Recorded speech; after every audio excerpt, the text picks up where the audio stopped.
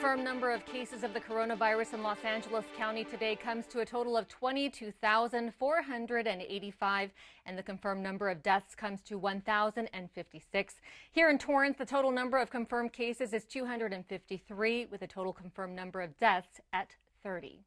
Welcome to COVID-19 Today. I'm Jen Chun. It's 4 p.m. on Wednesday, April 29th. California Governor Gavin Newsom announced guidelines on how the state will be able to slowly reopen during this health crisis. This includes 4 stages, with California currently in stage 1 under the stay-at-home order. Stage 2 includes reopening lower-risk workplaces like non-essential manufacturing, retail businesses that can offer curbside pickup, and offices where working remotely isn't possible and workplace modifications can be made to ensure the environment is safe. This would also allow schools and child care facilities to reopen with modifications as well. Then stage 3 includes reopening higher risk workplaces, businesses that require employees that work closely next to one another to make modifications to ensure social distancing and safety protocols are in place. Businesses include hair and nail salons, gyms, movie theaters, sporting events without live audiences, and religious services. And lastly, stage 4 would come when the stay-at-home order is lifted and concert venues and sporting events could have live audiences and convention centers could be open to the public. Newsom said the state is weeks away from moving into the second stage and months away from stages 3 and 4. The state also wants to ensure hospitals are ready to handle a potential surge in cases and secure enough PPE for essential workers. In Governor Newsom's announcement of the 4 stages to reopen California, Newsom also talked about how classrooms in California would be impacted. Some of the scenarios Newsom suggested includes possible staggered start times to limit the number of students on campus at any given time, possible changes to recess and lunch and other group gatherings, as well as a hybrid of classroom and online learning tools. A lot of questions still remain about the timeline and structure for schools before reopening, with decisions made district by district. Now, Torrance Unified School District has not made any announcements yet on whether or not their fall semester will start earlier than the anticipated August 26th date, or how classrooms will be modified once campuses reopen. You can check the district's website for updates. That's TUSD.org. A number of initiatives were announced from the state to support the aging community. California Governor Newsom announced a partnership with local restaurants to prepare meals for older adults. The Restaurants Deliver Home Meals for Seniors program will enlist community restaurants to prepare meals that will be delivered to older adults who are isolated at home during the stay-at-home order. Another effort in ensuring seniors are not left behind during this health crisis includes the expansion of the Friendship Line California. It's a support network for individuals who may be experiencing loneliness, isolation, and anxiety. The state's Department of Aging is partnering with the Institute on Aging to support this effort and expand the program to include seniors. And the Social Bridging Project, which launched more than 1,000 callers to reach out to seniors who are isolated at home, is offering one additional way to connect with older adults. Now, here in Torrance, staff at the Bartlett Senior Center have proactively reached out to members of the Torrance senior community, making wellness checks by phone. Torrance seniors who have questions can call the senior hotline. That number is 310-320-5918. A Los Angeles-based company, Travel Store, is partnering up with the state to help healthcare workers arrange for hotel accommodations during the COVID-19 health crisis. Governor Newsom announced the program earlier this month, providing doctors, nurses, and other critical frontline healthcare workers access to no-cost or low-cost accommodations. Healthcare workers who are exposed to or test positive for COVID-19 will be allowed vouchers or stipends to spend at more than 150 participating hotels within the state. It's designed to help minimize a commute to work or lessen the stress of possible exposure to family members. A list of participating hotels have been listed on the Cal Travel Store website. Now, to qualify for the program, you must complete a screening process and show proof of employee identification.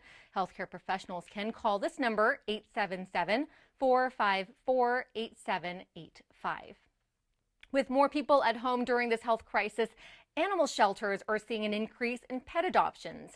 And if these adorable faces at the shelter isn't motivation enough, the Los Angeles County Department of Animal Care is offering to waive adoption fees right now in order to help get their animals into permanent homes. Now here's a look at a few of the dogs and cats that are looking for their forever homes. Now, since the shelters are closed to the public, you must make an appointment ahead of time to visit.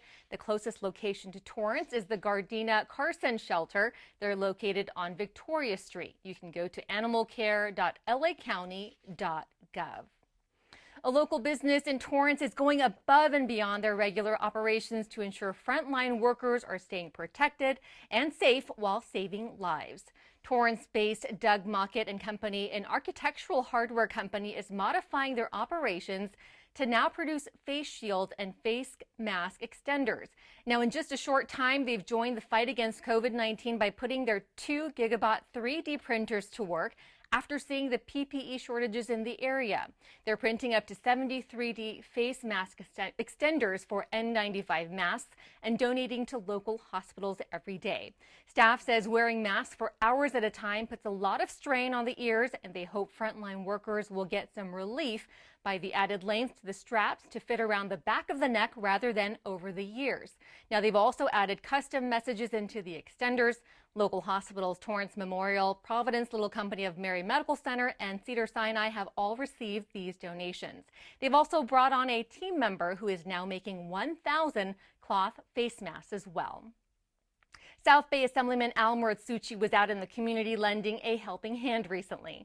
Representing the 66th Assembly District, Muratsuchi rolled up his sleeves to help local seniors in need by helping the Torrance South Bay YMCA pack up meals to get delivered to local seniors. The low-cost, nutritionally balanced meals that are normally offered on site are being delivered for just $3 a meal to homebound seniors. The newest Torrance Cares initiative, offering curbside service at the farmers market, launched yesterday. At-risk adults or seniors with underlying health issues now have the opportunity to order groceries ahead of time from some of their favorite farmers to pay ahead and pick up curbside. Staff had about 10 pre-ordered boxes ready to go. One customer said they were relieved to not have to get out of their car to pick up their essential groceries as they have underlying health conditions. Torrance Cares Farmers Market curbside pickup will be available again on Saturday from 11 a.m. until 12 p.m. Go online to torranceca.gov/COVID-19. Members of the city's HIP, or Home Improvement Program, continues to help local seniors and adults with disabilities. Here you can see our HIP employees Sean and Andres with Ida, a local Torrance resident. She broke her left hand in several places when she fell getting out of the bathtub. So she left a message with the HIP program Tuesday night, and the guys were out there first thing Wednesday morning to install a much-needed grab bar in her bathroom. HIP services include upgrading homes to accommodate disabilities, light plumbing, painting, and minor repairs. And a big thank you to our HIP employees who have gone above and beyond the normal show of care helping seniors during this crisis. Keep up the good work, guys. Well, with many restrictions put in place due to the health crisis, the Torrance Cultural Arts Foundation is turning their annual South Bay's Got Talent into a virtual contest. The SBGT competition announced they're extending their deadline for submission to this Friday, May 1st. Now, here's video of last year's competition at the James Armstrong Theater. Now, this year, performers of all ages must submit a video performance, a routine, song, or number. Now, if you go to the torrancearts.org website, you'll find video tips on ways to create the best video submission. Now, once all entries are in, SBGT will put all of the performances online so that people can vote for their favorite contestant. Voting will begin on May 8th and will run until May 29th. To help raise funds for the Torrance Cultural Arts Foundation, as well as support young and up-and-coming artists, voters will be charged $1 per vote. You can find the form online at torrancearts.org/SBGT2020. If you're one of thousands who won't be part of a graduation ceremony or party due to COVID-19, we want to celebrate you and your big milestone. Whether it's a preschool promotion to college graduation and every milestone in between, send us your photo and let us know what school you are graduating from, and we'll be sure to share it on our show. Email us at covid19today@torranceca.gov. Well, before we go, at the end of each program, we'd like to share your story of how you and your family, friends, and local businesses are all surviving this health crisis. Whether it's something fun to pass the time or something special you're doing in the community, please tell us about it. Now, today we wanted to share a story about how the Torrance Fire Department helped make one little boy's 4th birthday a very special one.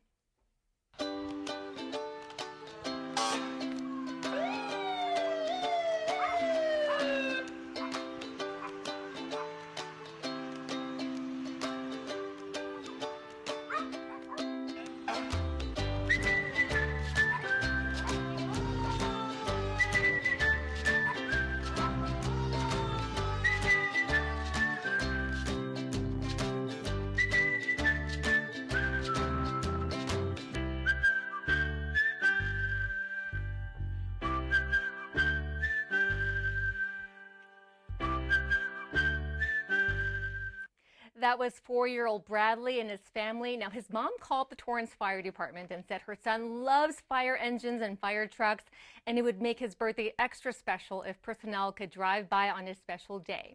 Well, sure enough, Fire Station 6 pulled through on the birthday invitation, and seeing that smile on Bradley's face is just priceless. Happy birthday, Bradley. We're glad you're celebrating safely at home.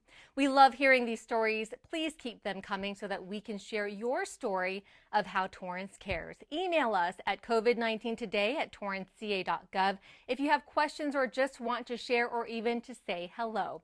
And stay informed by signing up at torranceca.gov/Torrance Alerts and subscribe to City Cable's YouTube channel, and be sure to like the city's Facebook page. Well, that's our update for COVID-19 today. We hope you'll join us again tomorrow at 4 p.m. as Ben McCain brings you the latest COVID-19 updates. Be safe, stay healthy, and thanks for tuning in.